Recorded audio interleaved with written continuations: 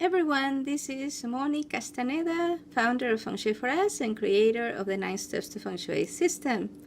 I help people turn their current homes into dream homes so they can start living their dream lives and realize their full potential.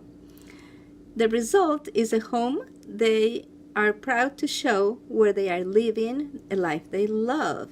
And in this video, I want to share with you about bad neighbors. So if you have ever had bad neighbors, let me know in the comments. I think it's a very common situation, when I do, I have done courses, like live courses or workshops. I used to have a course called, what was it called? Visualizing Your Dream Home is what the course was called. And one of the things I help people visualize as they are creating the vision of their dream home is what kinds of neighbors do you want to have? And the most common answer that I get here in the United States is no neighbors whatsoever. People want to live in a place where they have absolutely no neighbors. And so that's not good. That is not good, because we are social. And anytime you might need the help of a neighbor. Neighbors are supposed to help each other. You're there, you know each other, and you may not have a lot in common. You may have very little in common, but you are there. If you have at least a cordial relationship with your neighbors will show up in case of an emergency, for example. And so in this video, I'll tell you the story of a really, really bad neighbor that we had when we lived in the Mississippi Gulf Coast in a city called the Iberville, which is behind the Back Bay, behind Biloxi. And so my husband and I, we had been living in a little bitty one-bedroom apartment, and we needed more room, so we decided to buy a house. And we buy it on the floor plan. So we had the lot, we got the lot, and they were going to build it, and we had a floor plans to choose from. And it was a small subdivision. Maybe it had 50 to 60 homes. It was like a horseshoe-shaped road with the homes, like in the center, and homes around it, like a U, right? And so we got this lot, and we started having this home built, made some changes to the floor plan. This was before I knew about Feng Shui. And when the house was built, we moved in, and the contractors, the sellers, they had said they were going to do some landscaping for us. And they did very little. They planted some bushes in the front of the home, and they seeded the grass, but they seeded the grass, and then the day after they seeded the grass, it rained. And since there was a little bit of a slope, all the rain washed the seeds down, so we had a lot of grass at the bottom of the slope and no grass anywhere else. It was all mud. And so I wanted our home to look pretty, and I put a lot of energy into doing landscaping. This was my first home, so I wanted to do everything right. And we had a neighbor that she was married to a firefighter. She was a homemaker. She had 3 kids. Later on, they had another kid. And she had a lot of pride on her yard, and she spent a lot of time on her garden, doing things on her garden.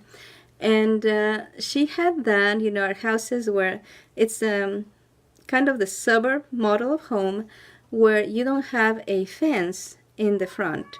You only have a fence from the middle of the house towards the backyard. And so the front yard was open, and in front of the fences where the gates were, there was a grassy area. And she had done something really pretty. On the side, she had done like a curved flower bed that looked really, really pretty. And so I looked at that, and I thought, if I do the same thing on my side, it's going to look like a very flowy, curved circle. And she had 3 kids, right? So and that was grass in between. So I thought, maybe, if I do that, then her kids can play here, because there was no fence, no division between the 2 properties. And so I do that, right? Now I used to work full-time, more than full-time, doing graphic design at a commercial printer. And so I spent all weekend digging and putting the edging and planting, all sorts of things there. And so I went to work on Monday, and it looked really pretty. So I did the mirror image of what she had done on her side, on my side to create a pretty circle, right? Because she had like a half circle, so I did a half circle on the other side. Not equal to hers, but similar, to create a pretty place where to meet, right? And so I go to work that Monday. When I come at night, she has pulled out that flower bed she had completely and killed the plants that were in there. Like, she gutted the whole thing. And I thought that was strange. And then by the weekend, she had bought some really big, thick logs. And then she had, by the weekend, she had placed those logs to create a very clear division between our yard and hers. And I thought, even though I didn't know about Feng Shui back then, I thought, that is very interesting. That is something to be noted. And so I decided, okay, so that didn't work, to try and make my yard match hers, to create a harmony between the neighbors. But one thing that she had done is, when she put these logs to divide the properties, she put them in my property. Because I remember very clearly, because I have always known, even before I knew about Feng Shui, I've always known how clear boundaries are so important. And so the day that we moved, I asked the contractor, the builder, I asked him where exactly the property line was, and he told me. And so there was an electric box right on the property line. So part of the electric box was on my property, and most of it was on her property, but the property line went through the electric box. And so I told her, this is no big deal. I don't mind, but I think you should know that your logs towards the front are actually in my property, because this is the property line. And she said, I don't believe you. And I said, well, that's what the builder told me. And so then, when her husband came home, he and my husband, her husband was very nice. He talked to my husband, and they consulted somebody else that knew about these things. And they said, there's this like spiral metal piece that is the marker that surveyors use to mark the property limits, So they said, right by the curb, there should be one of those. So the next weekend, the weeks keep passing. The next weekend, in the morning, her husband and my husband spent 3 hours in the Mississippi heat digging with little shovels in their hands, because they go where it was supposed to be, and they didn't find it. Then they went to where my neighbor said, where she believed the limit was, and they couldn't find it. And so they kept going, like 1 foot to the one side, 1 foot to the other side, maybe going more farther from the curb, trying to find this marker, and they couldn't find the marker. And so eventually, it was a mystery, like nobody knew what happened to that marker. So eventually I told my husband, I'm just going to hire a surveyor. So I hired a surveyor, and he came and did his calculations, and the property limit was where the contractor had told me it was. And so then I learned from another neighbor that the woman, my neighbor, she had removed the marker. She had been doing gardening months before this happened, and she found this piece of metal and didn't know what it was, so she pulled it out and she threw it out. Now, when they started looking for the marker, she figured that's probably what they were looking for, but she told no one. I found this 3 months later from my other neighbor.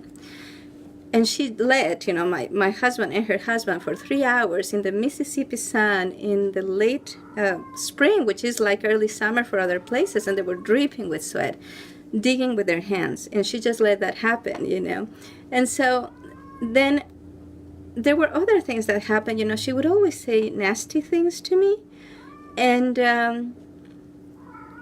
she would say, oh, I know you don't, you can't take care of your garden because you work, and I don't know what else you do with your time.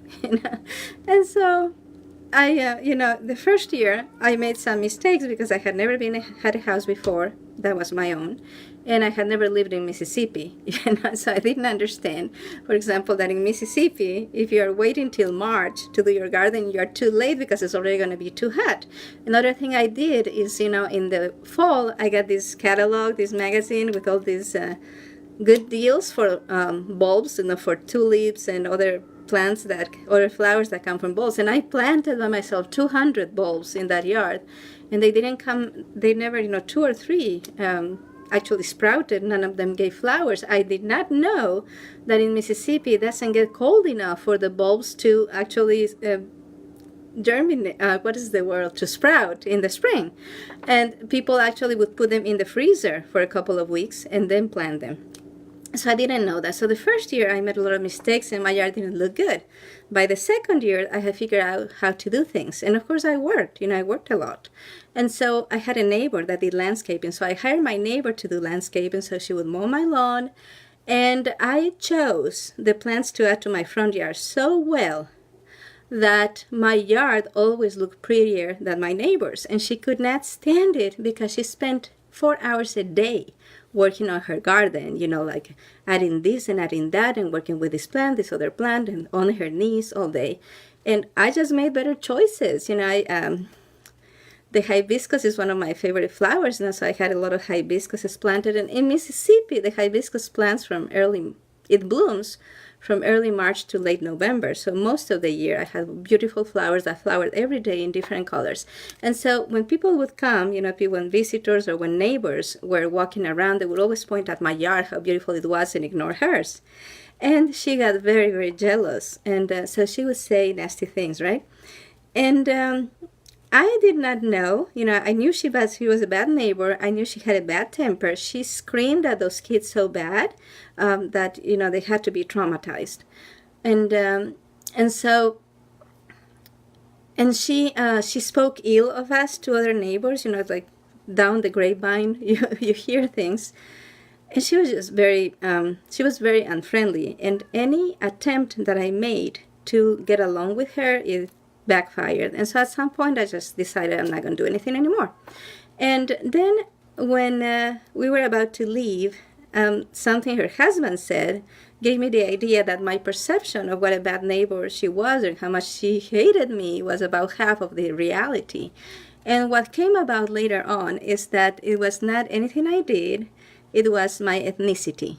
She was very upset because it was a quote-unquote white neighborhood. She was very upset to have a Hispanic family have moved into the neighborhood and even became their neighbors.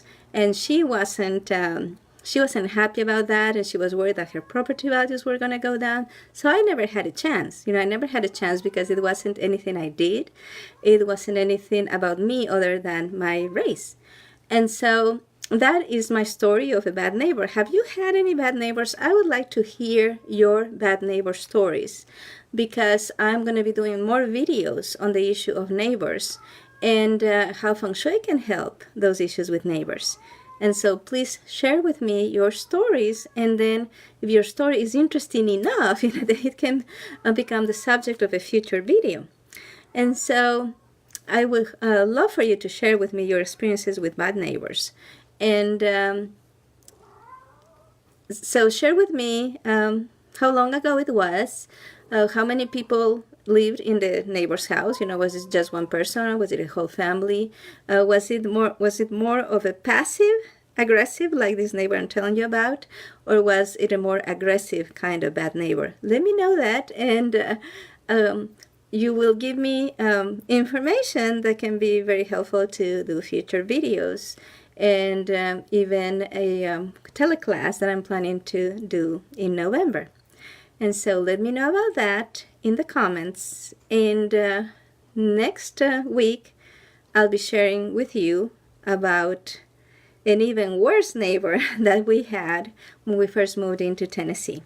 So my first bad neighbor that I'm telling you about was passive-aggressive mostly.